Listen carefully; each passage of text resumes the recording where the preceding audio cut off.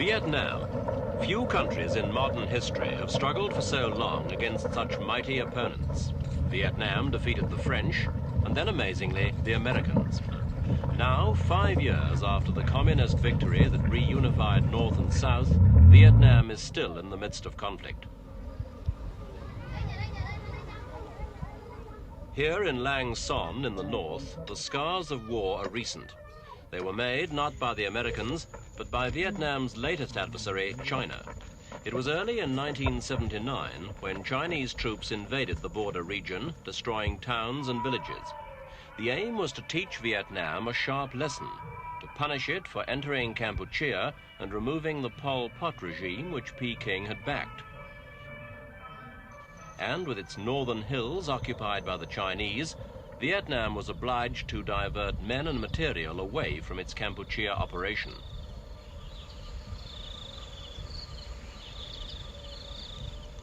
The fighting's ended now, but the conflict simmers on. Vietnam is still in Kampuchea, with perhaps as many as 200,000 troops. And China's anger isn't just directed against Vietnam, it's against Russia too. The battle for control of Kampuchea has been called a war of proxy between Moscow and Peking. For today, it's exclusively Soviet aid that keeps the Vietnamese army well supplied.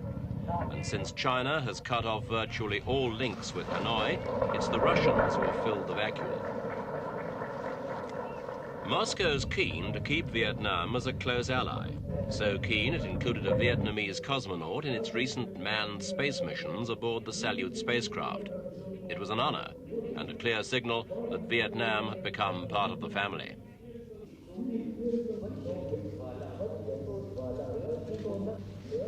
It's a dangerous game for Vietnam. Every new link with the Russians makes the Chinese more suspicious and resentful. In the long run, that can't do Vietnam any good. But Hanoi is still pressing ahead in its friendship with Moscow.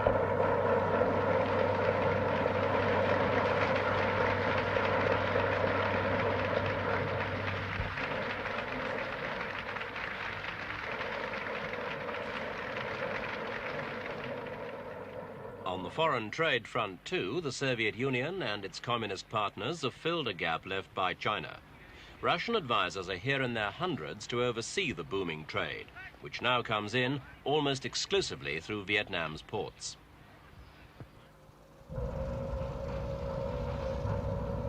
The port of Saigon is crowded with Soviet freighters, more so since China closed its land links with Vietnam in mid-1978. Significantly, at the same time, the Soviet Union brought Vietnam into Comecon, the communist trading area.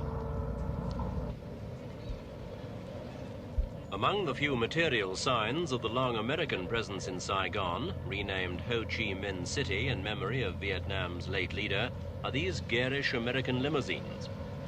The authorities frown on them, though, as symbols of materialism. They are used mainly for weddings.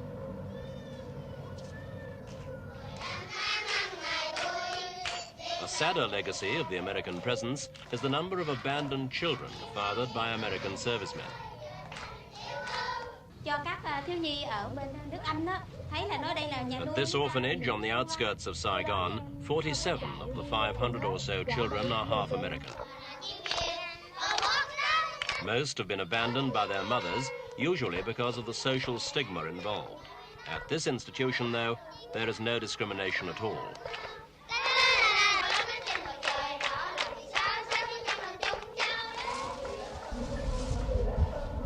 There are an estimated 10,000 children at orphanages in Saigon alone.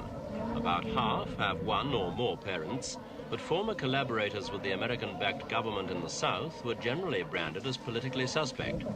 The state has taken over responsibility for the children's education and welfare.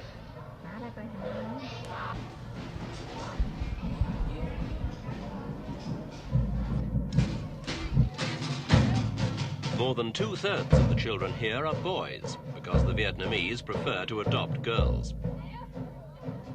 Both sexes can stay on until they're 18.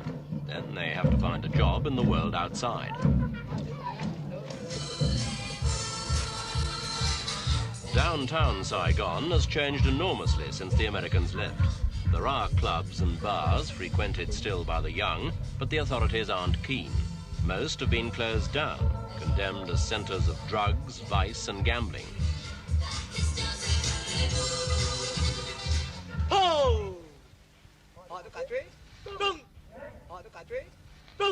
These young men are victims of the drugs scene that gripped Saigon in former years.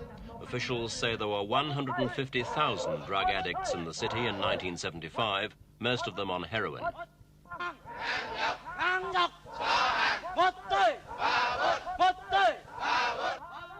Hard physical exercise plays a big role in the rehabilitation program, through which the government now claims to have beaten the drugs problem.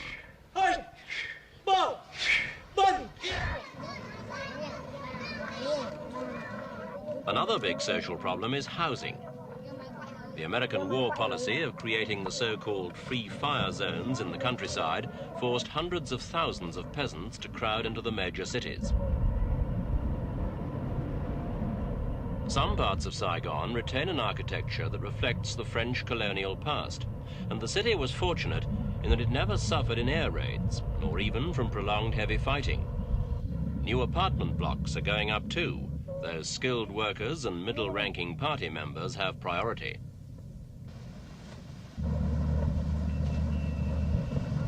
Another chronic problem that has refused to go away is food. The rice fields have suffered badly in successive years through flooding and typhoons.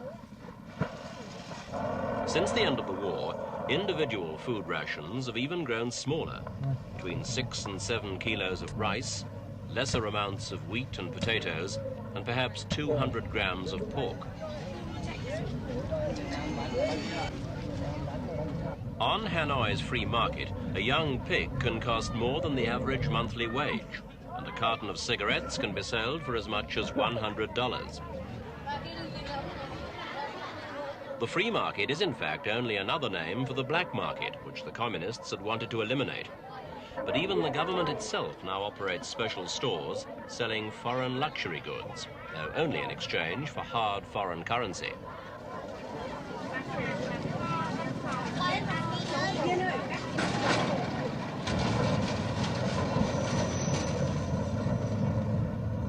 Early morning in Hanoi at the peak of the rush hour. Offices open at 8 and close at 4:30, the old French colonial hours. Trams are few and far between though. The usual form of transport here is still the bicycle.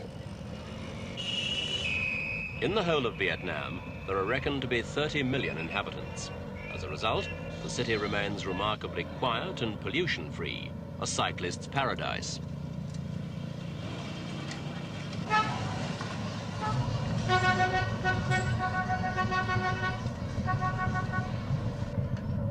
When the hard-working citizens have a free day, many go to pay homage to Ho Chi Minh, the Enlightened One, the national hero who died in 1969 while the war still raged. Like Lenin's tomb in Moscow, Ho's marble mausoleum dominates the city center. Ho Chi Minh believed fiercely in Vietnamese nationhood and independence. He never doubted they were worth fighting for, though even he probably never envisaged just how much they would cost. There is no living Vietnamese generation that has not known war, and the young are not being allowed to forget the drama of the conflict with America. The War Museum in Hanoi has a display reconstructing the scene over the city at the height of the American bombing campaign.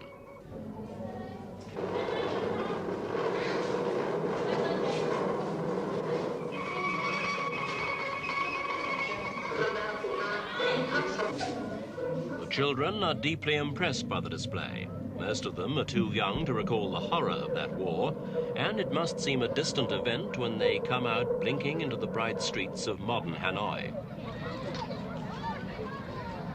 The capital, like much of the country, endured for years the full might of the world's best-equipped armed forces.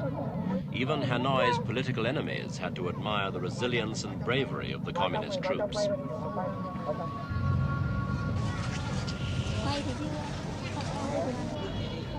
Ho Chi Minh helped his country to survive by committing himself neither to the Soviet Union nor to China. Would he have approved of today's close links with the Soviet Union?